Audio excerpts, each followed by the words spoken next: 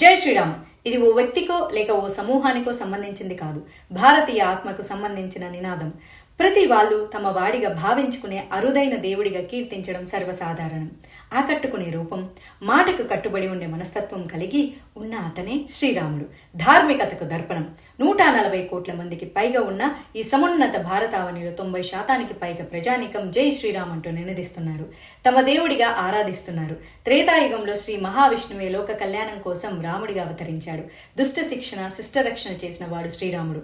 ప్రతి భారతీయుడు తల ఎత్తుకునేలాగా శ్రీరాముడిని అనుసరించేలాగా ఆయన జీవితం అందరూ తమంతట తామే మంచిగా మలుచుకునేలాగా చేస్తుంది. కోట్లాది మంది భక్తులు ఆరాధించేటటువంటి శ్రీ రాఘవేంద్ర స్వామికి శ్రీరాముడు ఆరాధ్య దేవుడు. మంత్రాలయంలో ఎక్కడ లేని విధంగా శ్రీరాముడి 108 అడుగుల ఎత్తు విగ్రహ నిర్మాణానికి శ్రీమఠం పీఠాధిపతి శ్రీ సుబుధేంద్ర తీర్థ శ్రీపాదుల వారి ఆశీస్సులతో శ్రీకారం చుట్టింది. జై శ్రీరామ్ ఫౌండేషన్ ఈ బృహత్తర కార్యక్రమాన్ని సర్వజనులు ఆశీర్వదిస్తారని, సహకరిస్తారని ఆశిస్తున్నాము.